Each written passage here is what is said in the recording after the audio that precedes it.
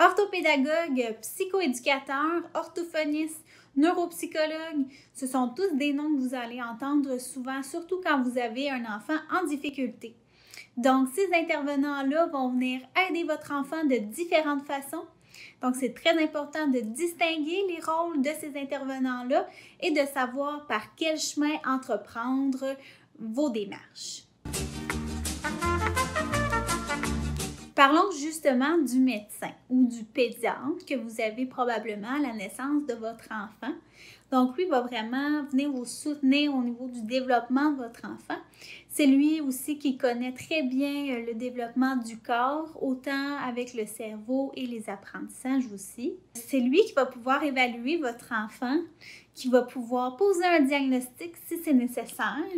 Il va pouvoir aussi vous référer à d'autres intervenants pour aider plus spécifiquement les difficultés de votre enfant. L'apprentissage se fait vraiment par les sens. Donc, par la suite, là, à la petite enfance aussi, avant d'entrer à l'école, si vous remarquez des difficultés au niveau de la communication ou du langage, on pourrait aller vérifier là, au niveau de l'audition, donc aller consulter un audiologiste. En fait, quand on regarde les troubles du langage, là, souvent, ça peut être lié à un trouble de l'audition. Donc, je vous conseille fortement d'y aller en prévention, voir si tout va bien de ce côté-là. C'est la même chose aussi pour la vision. Donc, si votre enfant présente des maux de tête, de la fatigue, des difficultés de concentration, on peut aller vérifier là, chez l'optométriste qui va pouvoir regarder si votre enfant voit bien. Et ces deux spécialistes-là vont pouvoir vous fournir des outils pour remédier à la situation pour que les apprentissages scolaires, après ça, puissent être plus faciles. Par la suite, votre enfant entre à l'école. Donc, pendant son parcours scolaire, votre enfant va rencontrer plusieurs intervenants qui peuvent lui venir en aide directement ou il va pouvoir les côtoyer au quotidien. Donc, le premier intervenant là, qui est responsable de ces apprentissages, c'est l'enseignant titulaire. Donc, l'enseignant va enseigner ses matières en fonction des forces et des limites des élèves et va pouvoir adapter son enseignement à ceux-ci. Votre enfant sera aussi en contact avec un technicien d'éducation spécialisé qu'on appelle un TES. Donc, le TES est responsable principalement des comportements de l'élève et de son adaptation dans son milieu.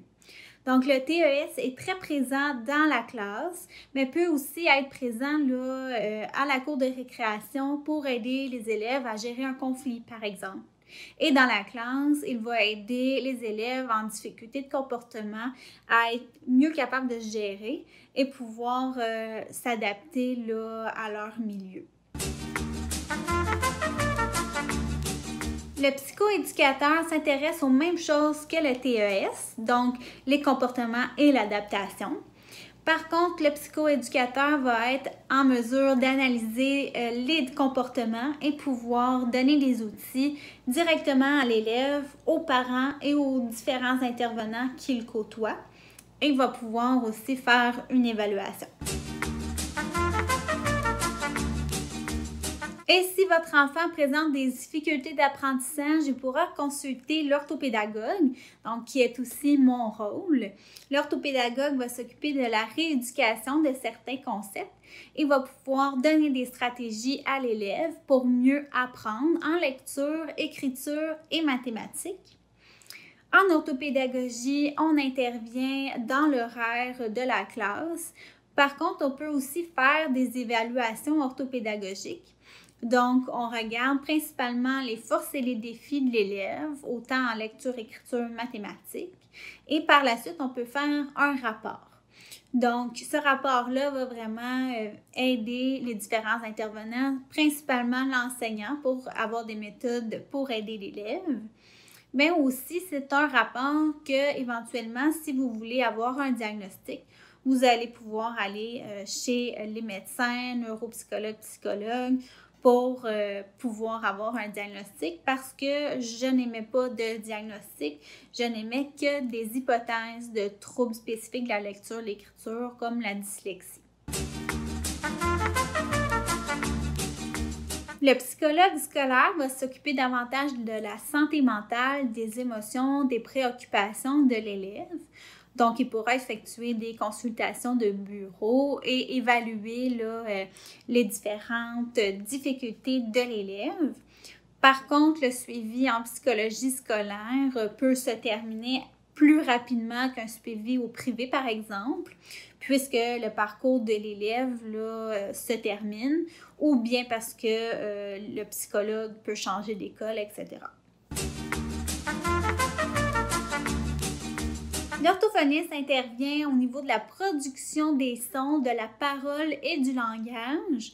Donc, l'orthophoniste à l'école peut avoir des suivis avec des élèves ciblés pour intervenir et restaurer les capacités de communication et du langage. L'ergothérapeute peut intervenir en atelier pour aider les élèves avec des troubles physiques et moteurs. Il peut aider au niveau autant de la motricité fine que la motricité globale. Et il peut aider l'élève à s'adapter physiquement à son environnement de travail. L'ergothérapeute peut aussi faire des évaluations et un plan de réadaptation au niveau physique. Le neuropsychologue analyse les différents liens entre le cerveau et les capacités cognitives, comme l'organisation, l'attention, le jugement, la mémoire de travail, les habiletés en apprentissage comme la lecture, écriture, mathématiques. Il aide aussi au niveau des comportements. Donc, le neuropsychologue va pouvoir évaluer votre enfant, cibler ses forces et ses limites, puis pouvoir donner des stratégies pour que l'apprentissage soit plus facilité. Donc, finalement, si vous êtes en recherche d'un diagnostic pour votre enfant, sachez que le diagnostic permet vraiment de cibler toutes les composantes, les forces et les limites de votre enfant. Donc, ça permet de mieux le connaître et de mieux donner des interventions qui vont être favorables pour lui et non pour mettre une étiquette sur votre enfant. Donc, vous pouvez consulter un médecin, un neuropsychologue et un psychologue pour pouvoir faire des évaluations et pouvoir avoir un diagnostic. Il y a aussi la possibilité de faire évaluer au niveau d'un orthophoniste si votre enfant présente davantage des difficultés au niveau du langage. J'espère que j'ai pu clarifier les différents rôles des intervenants et comment ils peuvent aider votre enfant en difficulté. Donc, on se revoit bientôt dans une autre vidéo. N'oubliez pas de vous abonner.